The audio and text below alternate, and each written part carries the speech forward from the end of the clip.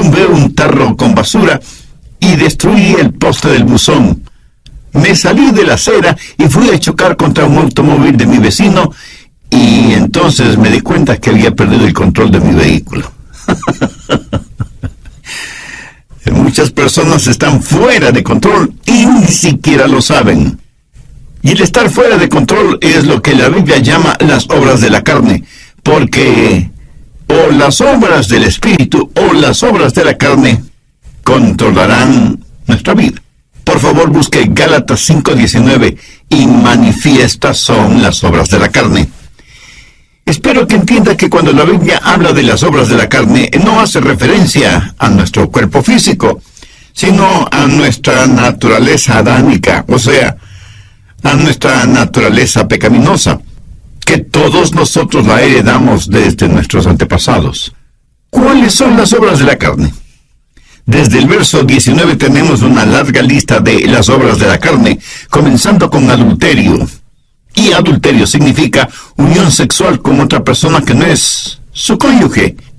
Y cuando usted vive en adulterio, vive bajo el control de la carne, o sea, vive una vida descontrolada. Segundo, fornicación. Y la fornicación es sencillamente cualquier actividad sexual antes del matrimonio.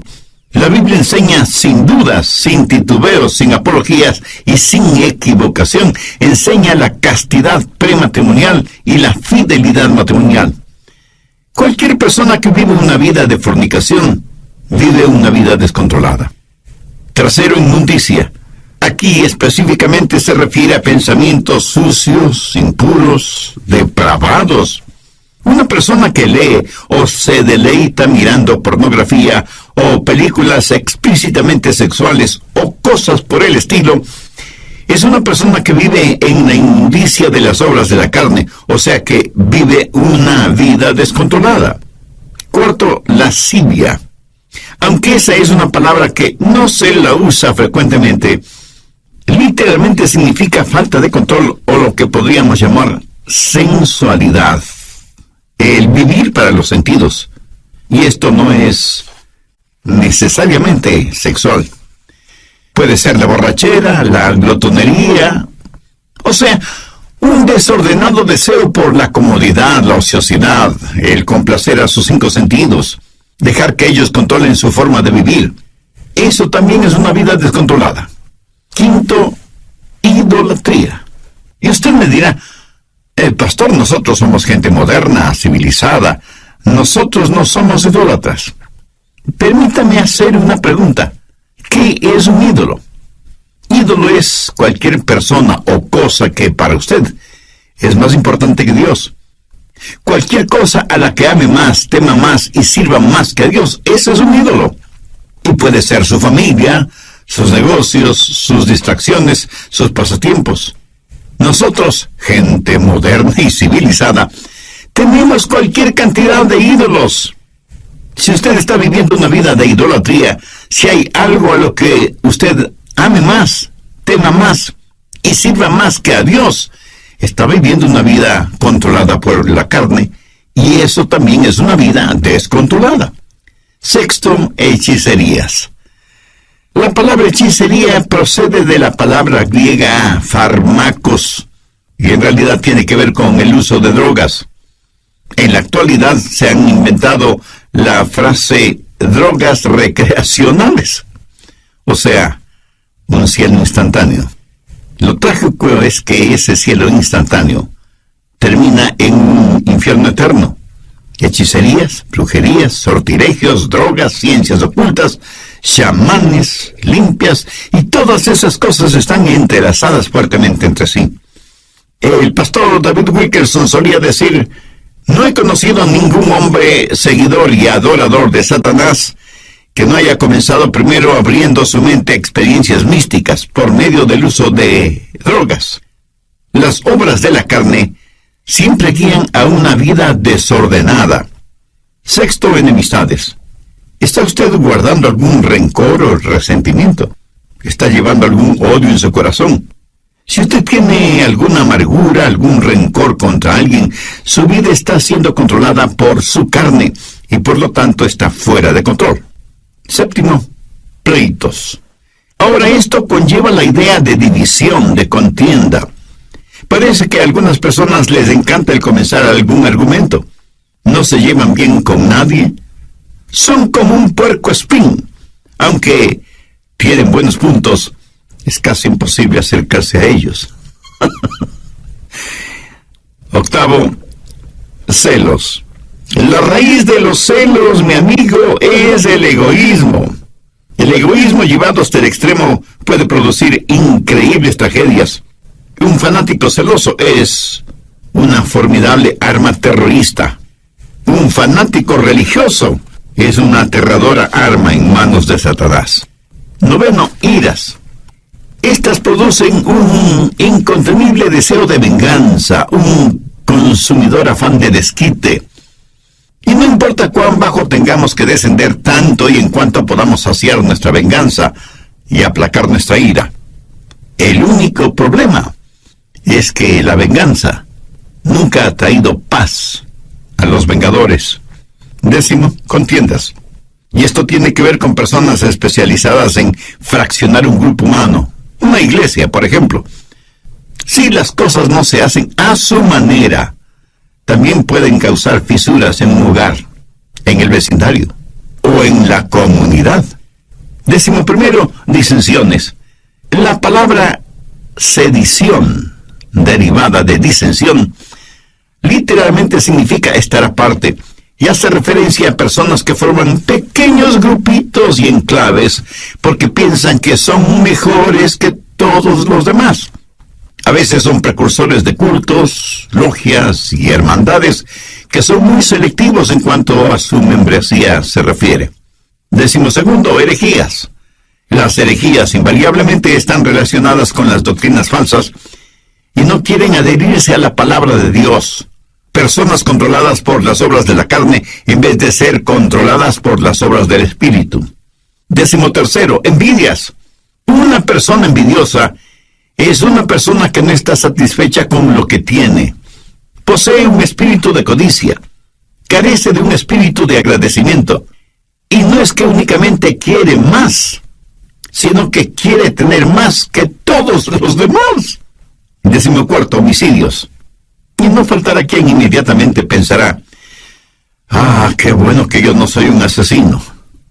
Cuando Jesús interpretó no la letra de la ley, sino el espíritu de la ley, dijo que si tenemos odio, rencor, venganza en el corazón contra alguien, somos homicidas, sin necesidad de disparar un arma o de utilizar un puñal. Décimo quinto, borracheras. Esto no hace referencia al hecho de beber cerveza o licores hasta perder el sentido, sino a la realidad de que nuestra mente ha sido narcotizada, insensibilizada. Significa que tiene un impedimento en su capacidad mental. Así como el alcohol y las drogas son un impedimento moral y ético para quienes usan esos venenos. Décimo sexto, orgías. Hay gente que parece que están de fiesta todo el tiempo. Fiesta en el sentido mundano, tratando de silenciar la voz de sus conciencias, tratando de escapar de la realidad, hundiéndose en las indulgencias de los entretenimientos, incapaces de no tener nunca un pensamiento serio, puro, agradable. Las orgías no son solo materiales, sino también intelectuales y espirituales. Pablo termina esta lista diciendo, y cosas semejantes a estas. Está diciendo que todas estas son señales de una vida no controlada por el Espíritu, o sea, una vida fuera de control. ¿Cuál es el resultado? Tiempo perdido, cuerpos debilitados, pensamientos torcidos y vidas totalmente destrozadas. Gálatas 5:22 dice, mas el fruto del Espíritu es amor, gozo, paz, paciencia, benignidad, bondad, fe, mansedumbre, templanza. Contra tales cosas no hay ley. La palabra templanza significa estar bajo control, pero en este caso, estar bajo control del Espíritu Santo. Mi amigo, mi amiga, ¿quién está en control de su vida? Al respecto, hay algunas cosas importantes que debemos saber. Primero, cómo vivir una vida controlada por el Espíritu. Gálatas 5:13. Porque vosotros, hermanos, a libertad fuisteis llamados, solamente no uséis la libertad como ocasión para la carne, sino servíos por amor los unos a los otros. Y en el siguiente versículo, Pablo nos dice cuál es el estándar del amor. Porque toda la ley en esta sola palabra se cumple: amarás a tu prójimo como a ti mismo. Ese es el estándar legal. Y si queremos saber si estamos viviendo una vida de acuerdo a los parámetros de Dios, solo tenemos que hacernos la pregunta: ¿amo a los demás como me amo a mí mismo? El estándar de una vida autocontrolada o una vida controlada por el Espíritu es la ley. Pero la medida de eso es el amor. Hay tres maneras de mirar esto de la ley. Algunos ven la ley como su enemiga. La carne les dice: no tengas nada que ver con ninguna clase de ley. La carne no quiere que nadie ni nada le sujete. Quiere hacer lo que le plazca. Eso es lo que se llama libertinaje. Otras personas miran a la ley como su amo. Y Pablo predica contra eso, porque quienes viven bajo la ley están siempre luchando, pero nunca alcanzan la victoria. Saben lo que dice la ley. Saben que la ley es buena y justa, y por eso tratan de vivir bajo la ley, aunque eso les cueste la vida. Y quienes viven de esa manera, bajo la ley, son legalistas. Recuerde que la vida cristiana no es una relación de ley, sino una relación de amor. Muchos viven vidas de negativismo y ven a la ley como su amo. Gálatas 5:1. Estad pues firmes en la libertad con que Cristo nos hizo libres, y no estéis otra vez sujetos al yugo de esclavitud. Bueno, ¿y cuál es el yugo de esclavitud? Es el del esfuerzo propio. Cuando usted ve a la ley como su amiga, eso es libertad. Y tenemos tres opciones: libertinaje, legalismo o libertad. Y la Biblia dice que hemos sido llamados a libertad y que debemos estar firmes en la libertad con que Cristo nos hizo libres. Ahora escúcheme atentamente: libertad no es hacer lo que se nos antoja. Nadie es verdaderamente libre hasta que no sepa lo que es control. Yo no sé interpretar música en ningún instrumento musical, lo cual me pone triste a mí, pero eso le alegra a muchas personas. Ahora, suponga que quiero tocar el piano, y tan pronto me siento frente al piano, sé que ese piano está regulado por ciertas leyes, y solo las personas que han aprendido esas leyes musicales son las que pueden hacer surgir melodías de ese piano. El salmista dijo: tus estatutos han sido mi canción en el día de mi peregrinaje. Cuando la Biblia dice que tenemos una vida de libertad, y esa libertad está controlada por el Espíritu, recién y solo entonces sabremos lo que es la verdadera libertad. Pero ¿cómo tener ese control, esa disciplina en nuestras vidas? No por medio de libertinaje, sino por medio de la libertad en el Espíritu. Nuestras vidas necesitan estar bajo control, pero no bajo nuestro propio control, porque eso lo único que producirá será libertinaje, sino bajo el control del Espíritu para tener libertad. Pero aún el parámetro de la libertad no es suficiente. Necesitamos fortaleza. ¿Dónde obtener la fortaleza para vivir una vida controlada por el Espíritu? Bien, veamos Gálatas 5, versos 16 y 17.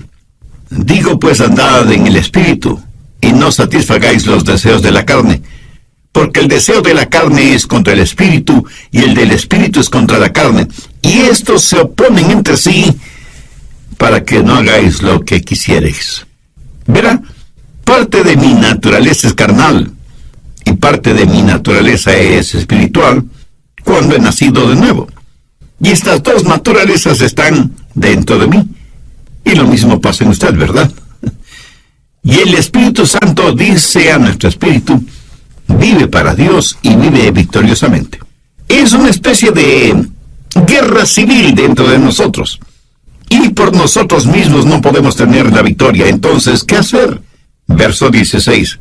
Andad en el Espíritu y no satisfagáis los deseos de la carne. Note que no dice satisfaced los deseos de la carne, para que podáis andar en el Espíritu. Eso es legalismo. Y es el sendero por el cual caminan millones de seres humanos. Si alguna lección espiritual he aprendido y sigo aprendiendo, es que no puedo caminar en el Espíritu si lo que me interesa es complacer los deseos de la carne. La santidad no es el camino hacia Cristo. Cristo es el camino hacia la santidad. ¿Dónde conseguir esa clase de fortaleza? Gálatas 5:18. Pero si sois guiados por el Espíritu, no estáis bajo la ley. El ser guiados por el Espíritu significa que yo voluntariamente busco la guía del Espíritu porque quiero caminar voluntariamente en el Espíritu. El estándar de la ley de Dios se manifiesta en el amor, y la fortaleza para esto es si caminamos en el Espíritu. Por lo tanto, la vida controlada por el Espíritu es el caminar en el Espíritu. Y todos sabemos lo que significa caminar, ¿no es cierto? Pero pensemos sobre esto un poquito más. Primero, el empezar a caminar. Un viaje de 1 kilómetro o de miles de kilómetros empieza con un paso. Voy a caminar de aquí hasta allá.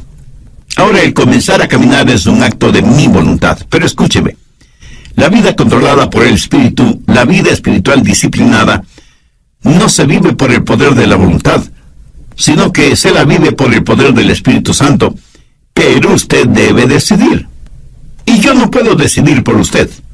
Nadie, absolutamente nadie puede decidir por usted. Es algo que solo usted puede decidir.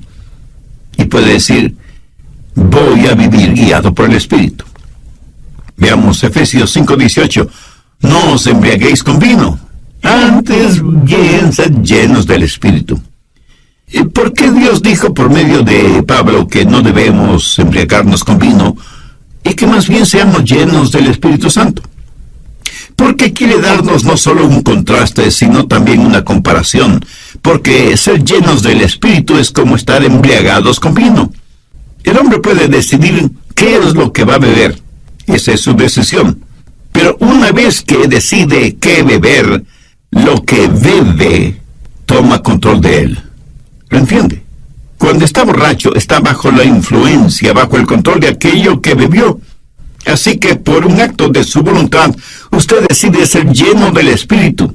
Pero una vez que eso se hace realidad, es el Espíritu Santo el que tiene control sobre usted. Ahora usted está lleno no de vino, sino del Espíritu Santo. Es el comienzo de su caminar espiritual. ¿Cómo calificaría usted su caminar actual? ¿Carnal o espiritual? Si su caminar aún es carnal, no quisiera caminar lleno del Espíritu Santo de Dios. Para obtenerlo, humíllese delante de Dios, arrepiéntase de sus pecados, acepte el sacrificio que Jesús hizo en la cruz para pagar la deuda de sus pecados y pídale que le perdone, que le limpie, que le sane espiritualmente y que le haga un instrumento útil y de bendición en sus manos. No sé si se habrá dado cuenta, pero cuando caminamos, estamos desbalanceados por fracciones de segundo. Cuando levantamos una pierna para dar el siguiente paso. Le puedo asegurar que si usted está caminando y se queda con la una pierna levantada por breves segundos, a menos que usted tenga un excelente sentido del equilibrio, terminará cayéndose. Así que ya puede ver la importancia de sus dos piernas al caminar. Ahora, ¿cuáles son las dos piernas de la vida cristiana? Arrepentimiento y fe. Pablo dice enfáticamente que si por arrepentimiento y fe hemos recibido al Señor Jesucristo, en arrepentimiento y fe debemos caminar en Él. Pero arrepentimiento y fe no es algo que usted hizo para salvarse, sino que es la forma de vivir una vida controlada por el Espíritu. Y caminamos en el Espíritu para no cumplir con los deseos de la carne. Existe un extraordinario paralelismo entre el comienzo de nuestra vida física y nuestra vida espiritual. Y ese es el tema de hoy, en El Amor que Vale. Hola, ¿qué tal? Soy Irving Ravelo. Les enviamos un saludo cordial desde nuestros estudios en Memphis, Tennessee. Hoy, el doctor Adrian Rogers, en la voz del pastor Lenín Dianon, nos entrega la segunda parte de su mensaje, Cómo tener una vida controlada por el Espíritu. Desde el programa anterior estamos estudiando cómo tener una vida controlada por el Espíritu, teniendo como base bíblica lo que el apóstol Pablo dice en Gálatas 5, desde el verso 19 hasta el 23. Y manifiestas son las obras de la carne, que son adulterio, fornicación, inmundicia, lascivia, idolatría, hechicerías, enemistades, pleitos, celos, iras, contiendas, disensiones, herejías y cosas semejantes, acerca de las cuales os amonesto, como ya os lo he dicho antes, que los que practican tales cosas no heredarán el reino de Dios. Mas el fruto del Espíritu es amor, gozo, paz, paciencia, benignidad, bondad, fe, mansedumbre, templanza. Vimos también algo detalladamente el significado de estas obras de la carne, e hice énfasis en primer lugar en cómo vivir una vida controlada por el Espíritu. Porque, como también lo dijo Pablo en Gálatas 5:13, porque vosotros, hermanos, a libertad fuisteis llamados. Solamente no uséis la libertad como ocasión para la carne, sino servíos por amor los unos a los otros. Y en el siguiente versículo, Pablo nos dice cuál es el estándar del amor. Porque toda la ley en esta sola palabra se cumple. Amarás a tu prójimo como a ti mismo. Bien, continuemos. Segundo, la circunferencia de su caminar. ¿Qué significa caminar en el Espíritu? Note que no dice caminar con el Espíritu. Tampoco dice caminar siguiendo al Espíritu. Claramente dice andad en el Espíritu. Para mí, eso significa que el Espíritu debe ser la circunferencia de su caminar. Por ejemplo, si yo le dijera a usted, camine en este edificio, significa que usted debe estar en ese edificio.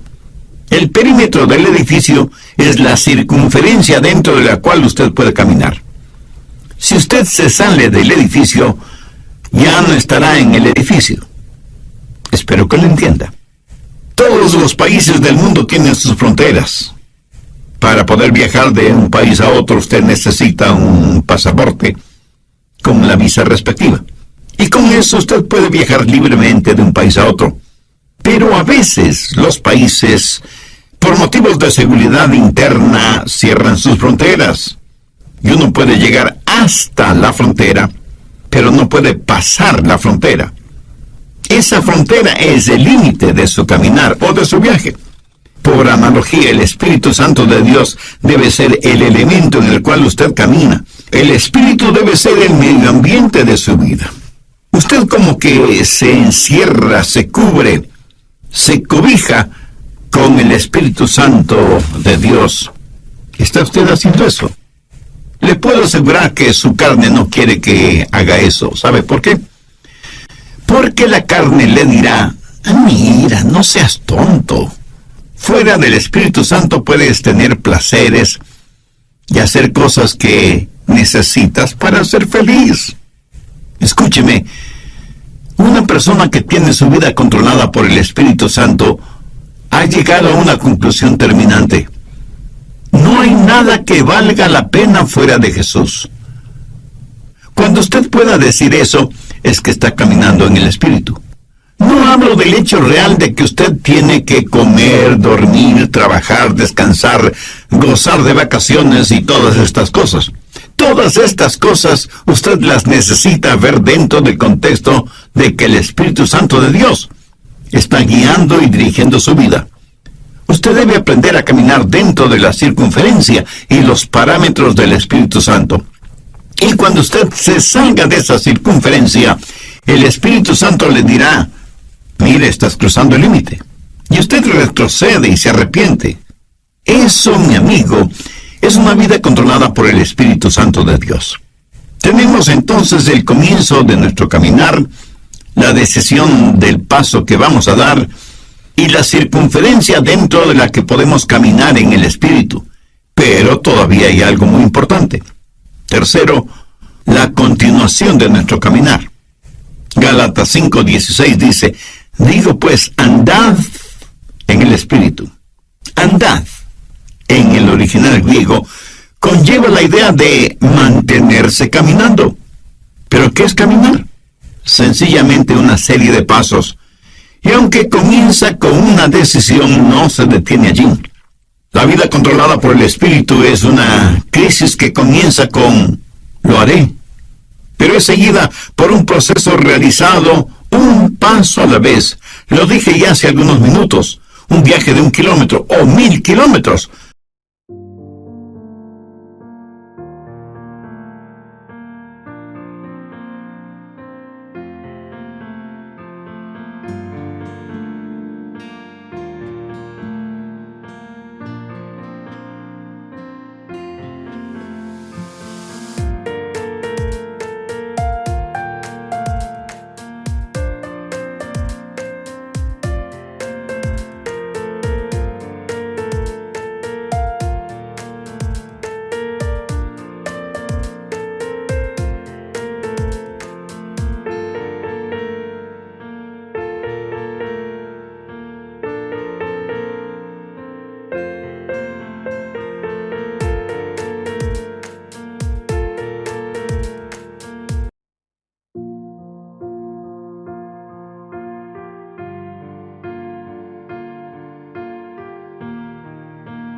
Comienza con el primer paso. Pero usted no se detiene después del primer paso, sino que sigue caminando paso por paso sin detenerse. Digo, si es que usted quiere llegar a alguna parte. Dicen que muchos caminan muy aprisa para llegar a un lugar que no conocen. Y estando ahí, no saben qué hacer. Despistados. Anota al margen Colosenses 2:6. Este es un versículo clave en una vida controlada por el Espíritu. Si usted está cansado y enfermo de las obras de la carne, si quiere tener la libertad y el gozo de pertenecer a los hijos de Dios, quiero que grabe en su mente y en su corazón Colosenses 2:6. Por tanto, de la manera que habéis recibido al Señor Jesucristo, andad en Él. Mi amigo, es muy importante que usted entienda bien esto. Si usted ha recibido al Señor Jesucristo en su vida, debe caminar en Él. Si yo le pregunto a usted si ya es salvo, y usted me responde afirmativamente, tácitamente me está diciendo que ya ha recibido al Señor Jesucristo como su Salvador. Por favor, escúcheme con atención. Si eso es cierto, o sea que usted ya es salvo o salva, entonces quiere decir que usted está caminando en Él. Bien, me permite hacerle una pregunta. ¿Cómo recibió usted al Señor Jesucristo? Y probablemente usted me dirá, porque me arrepentí de mis pecados y deposité toda mi confianza y fe en Él. Muy bien, por arrepentimiento y fe. ¿Qué es lo que dice Pablo en Colosenses 2:6? Por tanto, de la manera que habéis recibido al Señor Jesucristo, andad en Él. Entonces, ¿cómo puede usted vivir una vida victoriosa? De la misma forma en que recibió a Cristo, por arrepentimiento y fe. Pero deseo que note las 3 últimas palabras de verso 6. Andad en Él. Y andad quiere decir caminar. Y el caminar se lo realiza un paso a la vez. Y usted necesita sus 2 piernas para caminar. No sé si se habrá dado cuenta, pero cuando caminamos estamos desbalanceados por fracciones de segundo cuando levantamos una pierna antes del siguiente paso. Le puedo asegurar que si usted está caminando y se queda con una pierna levantada por breves segundos, a menos que usted tenga un excelente sentido del equilibrio, terminará cayéndose. Así que ya puede ver la importancia de sus 2 piernas al caminar. Ahora, ¿cuáles son las 2 piernas de la vida cristiana? Arrepentimiento y fe. Pablo dice enfáticamente que si por arrepentimiento y fe hemos recibido al Señor Jesucristo, en arrepentimiento y fe debemos caminar en Él. Pero arrepentimiento y fe no es algo que usted hizo para salvarse, sino que es la forma de vivir de una vida controlada por el Espíritu. Y caminamos en el Espíritu para no cumplir con los deseos de la carne. ¿Cómo caminamos por arrepentimiento y fe? Entendamos lo que es arrepentimiento. Escuche atentamente lo que voy a decir, porque seguramente no será lo que usted piensa es el arrepentimiento, ni será lo que muchos definen como arrepentimiento. Arrepentimiento es la manera en que Dios se revela a nosotros, y fe es la manera en que Dios nos revela a Jesús. Y quiero que entienda bien esto, por eso vale la pena repetirlo. Arrepentimiento es la manera en que Dios se revela a nosotros, y fe es la manera en que Dios nos revela a Jesús. Arrepentimiento es cuando yo veo que estoy en bancarrota espiritual. Y fe es cuando veo la gloria de Él. Cuando usted se salvó, cuando yo me salvé, lo hicimos por arrepentimiento y fe. Permítame compartir un poquito de mi testimonio personal. Cuando no era más que un muchachito, un jovencito, no sabía mucho de religión, y mucho menos de teología, por supuesto. Pero mi corazón tenía hambre de Dios. Luego escuché a un pastor predicando el mensaje de salvación y diciendo que solo en Jesucristo podríamos ser salvos. Hice esa decisión y le entregué mi corazón y mi vida al Señor Jesucristo. Le entregué todo lo que sabía de mí, a todo lo que sabía de Él. Y francamente debo reconocer que yo sabía muy poco sobre mí mismo, y obviamente muy poco sobre Jesús. Hasta ese momento no me había dado cuenta cuán pecador era, y muchísimo menos cuán glorioso era Jesucristo. Por eso digo que le entregué todo lo que sabía de mí, a todo lo que sabía de Él. Pero desde entonces aprendí mucho acerca de mí, y lo que aprendí acerca de mí no era muy agradable que digamos. Y aprendí mucho acerca de Jesús, y Él es mejor, muchísimo mejor de lo que yo pensaba que era. Y porque recibí a Cristo con arrepentimiento y fe, comencé a caminar en Él. ¿Sabe por qué? Porque cada día aprendo más sobre mí, y mientras más aprendo sobre mí, más tengo de qué arrepentirme. Pero también aprendo más sobre Él, y mientras más aprendo acerca de Él, más y más confío en Él. ¿Lo entiende? Arrepentimiento y fe. A lo mejor a veces usted piensa, creo que realmente no soy salvo, porque si fuera salvo, ¿por qué tengo esta gran convicción de mi pecado? Mi amigo, usted tiene esa gran convicción de su pecado precisamente porque es salvo, y está aprendiendo más sobre usted y más acerca de Jesús. Esa convicción no es una señal de que no es salvo, sino más bien una señal de que usted finalmente está entendiendo el significado de una vida controlada por el Espíritu. Lo que estoy diciendo sencillamente es que hay un comienzo en nuestro caminar espiritual, así como tuvimos un comienzo en nuestro caminar físico, biológico. Debemos voluntariamente aceptar la guía del Espíritu. No vivimos por el poder de nuestra voluntad, pero entramos y aceptamos la vida cristiana por una decisión voluntariamente de nuestra parte. Sabemos que hay parámetros, límites circunferenciales para nuestro caminar en el Espíritu, y que nuestro caminar no se detiene, sino que continúa paso a paso. Por tanto, de la manera que habéis recibido al Señor Jesucristo, andad en Él. Arrepentimiento y fe. Dar todo lo que sé de mí a todo lo que sé de Él. Y de pronto, súbitamente, usted descubre que usted no está en control, que Dios está en control de su vida por medio de su Santo Espíritu, y que su vieja naturaleza pecaminosa, carnal,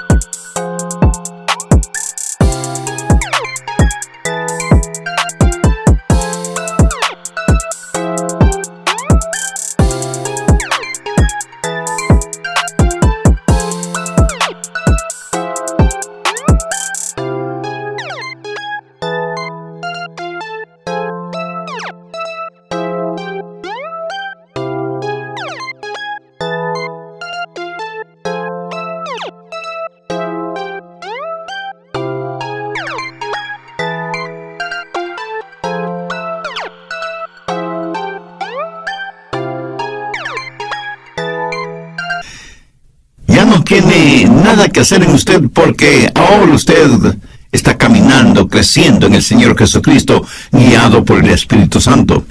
Por lo tanto, la vida controlada por el Espíritu es un caminar. Algunas personas me dicen: el pastor, desde hace tantos y tantos años estoy firme en Jesús. Y yo, con todo respeto y con todo amor, simplemente les pregunto: hermana o hermano, ¿cuándo va a empezar a caminar? Está bien el estar firmes en la fe, pero para muchos parece que firmeza significa inmovilidad, en vez de significar un caminar firme.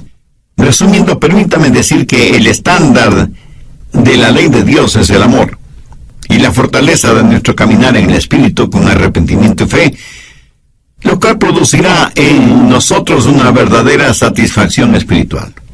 Veamos una vez más Gálatas 5, 22 y 23. Mas el fruto del Espíritu es amor, gozo, paz, paciencia, benignidad, bondad, fe, mansedumbre, templanza. Escúcheme, el diablo utilizará a sus familiares y amigos no cristianos para que le digan: tú no quieres vivir esa clase de vida, es tan aburrida. Mi amigo, esa es la única clase de vida que vale la pena vivirla. Es la única vida que produce genuina y eterna satisfacción. El apóstol la identifica como fruto, y un buen fruto es por lo general delicioso, hermoso, oloroso y satisface. Una fruta es para ser consumida, para aplacar el hambre. ¿Tiene usted hambre por el Señor, por las cosas de Dios? Si no es por medio del Señor Jesucristo, esa hambre nunca podrá ser satisfecha. Una vida controlada por el Espíritu es una vida llena del fruto del Espíritu, o sea, es una vida llena de amor, gozo, paz, paciencia, benignidad, bondad, fe, mansedumbre y templanza. La carne y el Espíritu están luchando en usted ahora mismo. El resultado depende de usted. Si usted dice: voy a vivir una vida de libertinaje y ver la ley de Dios como mi enemiga, no voy a vivir una vida de legalismo y tener la ley como mi amo. Si dice eso, le estará dando la victoria a la carne.